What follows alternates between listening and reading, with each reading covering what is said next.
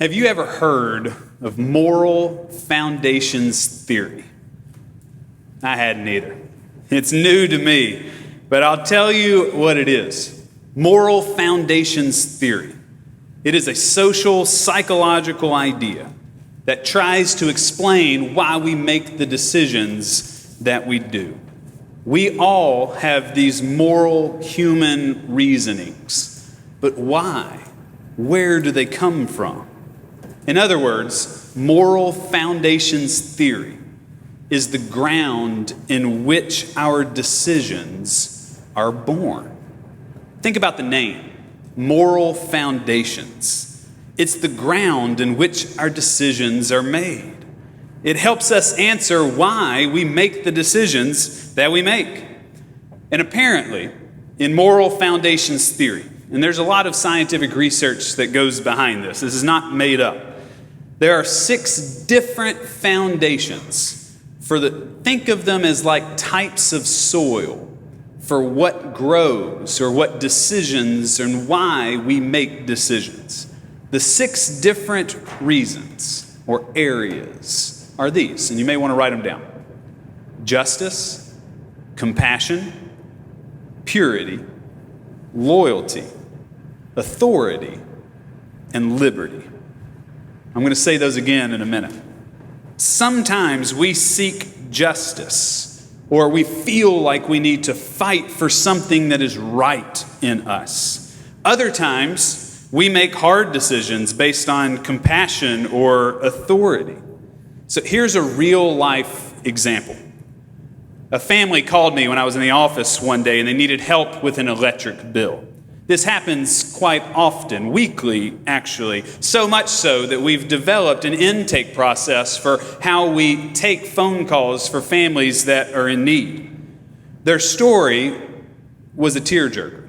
They were about to lose their electricity, which meant they were about to also have their heat turned off, and we were in the dead of winter.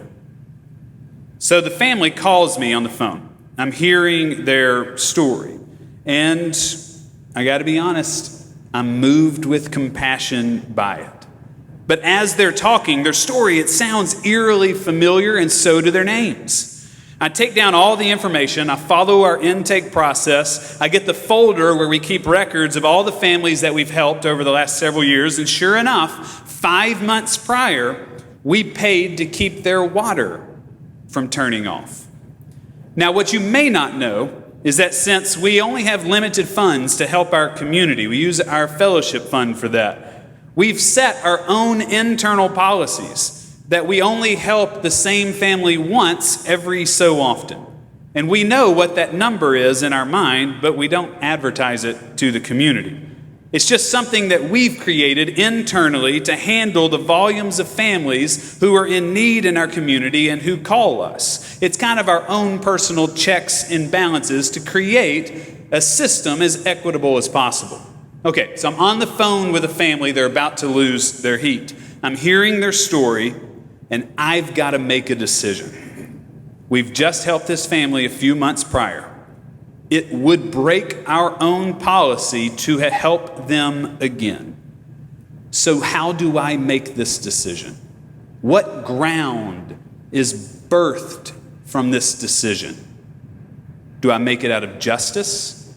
If I do, I would have to tell the family, I'm so sorry, you're going to have to call the Salvation Army. We've already helped you once. We don't have the funds to help you again. Or do I break my own rule and make a decision based on compassion, and I relieve this family of their stress? What decision would you make? And why would you make that decision? That's moral foundations theory. So obviously there's a lot that I'm not telling you, but I am curious, what would you do? I'll tell you what I did. I paid the bill. I broke my own internal policy, and I did it. I did it out of a sense of authority because I had the power to do it. I didn't have to go to 5 committees. I didn't have to make multiple phone calls. I knew I had the funds available. I knew I had the authority to do it. This family was in distress, and their electricity was about to be turned off. So out of authority and out of a sense of compassion, I paid their bill. My heart was moved by their plight. That's moral foundations theory. And remember, the types of soil in which we make decisions are these: justice, compassion, purity, loyalty, authority, or liberty. And there's so much more that you could learn about this theory. I'm only scratching the surface. I will say, if you have ever wondered why you feel like you're speaking past a family member or a friend, or you can't understand in your right mind why your distant cousin would post what they post on social media, it is likely that you are operating out of a different soil or a different moral foundation. Let's take another topic. This is a great example. And I do apologize. This is highly confrontational. So be ready for it. What do you think about the Jacksonville Jaguars releasing Tim Tebow from their roster? There is a lot of sports talk about this, and we are split down the middle across the country. A lot of people think Tim Tebow deserves to be a part of the team. They want him in the locker room.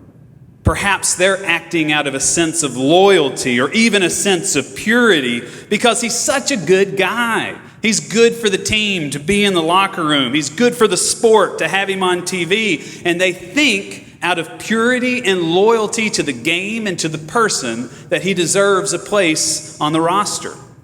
There are others of us, me included, who want him out of the game of football to make room for the people who deserve to be there.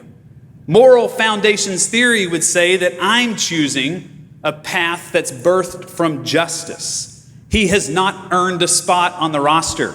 He is the sixth best tight end on his team. He does not deserve to wear a jersey.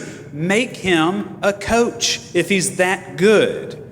Moral foundations theory doesn't seek to do anything else but to help us understand why do we feel what we feel about the decisions that we make. And then it gives us a shared vocabulary to understand it. So why am I spending 8 minutes on this? Because it builds on so much of what the Bible teaches us in Colossians chapter 3. And it really frames for us what it means to live a Christ-soaked life. I'll explain. If moral foundations theory is the ground in which our decisions are born, Colossians 3 is the tiller for the kind of ground in which our moral foundations grow. And I'll show you. And this, to me, is amazing. This is in verse 12. As God's chosen ones, holy and beloved, clothe yourself with compassion, kindness, and humility, and meekness, and patience. The ground from which our moral lives spring, they should be tilled with compassion, or kindness and humility. They should be tilled with meekness and patience. Think about what a tiller does to the earth. This is what must be done for us to live a Christ-soaked life. We have to take compassion and kindness, humility and meekness and patience, and to use those as tools that dig into the moral foundations of our being. All of these words should be what grind up our decision making. And again, you can take any topic, from Tim Tebow to war to poverty to humor and movies and friendships, whether you should wear a mask when you go inside or whether you shouldn't, whether you should get the vaccine booster or whether not, whether you're talking about hurricane relief for Haiti or refugee aid in Afghanistan, whatever the scenario is, apply the list from Colossians 3:12 to the biggest and most dense and difficult conversations that you are having in your life. And ask yourself, why do I believe what I believe? And then ask, am I making that decision based on compassion, kindness, humility, meekness, or patience? If the answer is yes, you are living a Christ-soaked life. If the answer is no, then we have some soul searching to do. And this lesson from Colossians, I don't think it could come at a better time. Our social fabric is splitting at the seams. Everyone, all of a sudden, is an expert about everything. And then their arguments are completely logical about the things they think they're experts about. And everyone has a strongly held opinion. Our social world is getting uglier by the day. And it's easy for us to get swept up in it. So as your pastor, I would say you need to heed Colossians 3:12 and make sure you're doing the hard work of asking yourself, how compassionate am I towards those that I hate? How kind am I towards those that annoy me? How much humility do I show towards those I disagree with? How much meekness and patience is there in me? Answering these questions, I think that'll help us be the ones who hold our social fabric together. Look at verse 13. Bear with one another, and anyone who has a complaint against another, forgive each other, just as the Lord has forgiven you. So you must also forgive. To live a Christ-soaked life is to forgive. You have to look closely at this verse. Bear with one another. We don't reject others. We engage them. We stand in shared space with them. And when you start to disagree with them, which we all are, we have to learn to listen and then be willing to forgive. You can hold your own opinion and still engage the other with compassion. You can hold your own opinion and still be kind, or to live with humility and meekness and patience. And if you do, then you can forgive them when they're wrong, or when they hurt you, or when they slander you. Just as the Lord has forgiven you, you must also forgive. A Christ-soaked life can live no other way. Look at verse 14. Above all, clothe yourself with love, which binds everything in perfect harmony. To me, verse 14 says it all. What a verse. We do everything with and for love, period. Love is the glue that binds us together in harmony. I was in a conversation the other day with people that I love about whether or not it is possible to hold the middle, was the phrase that we were using. Can churches, can pastors, can we hold the middle? Can we reach people who are polarized on both sides and create a shared space that welcomes and engages both polarities? Can it even be done? I have thought about this every day since that conversation, and I think the answer is maybe. But it definitely won't happen if we don't hold each other together in love. And the only way we're going to do that well, or even just a little bit, I don't think we're going to love each other well. We just need to start with loving them a little bit, is that you have to till the ground of your moral foundations with compassion and kindness and meekness and humility and love. And then we have to learn to forgive each other.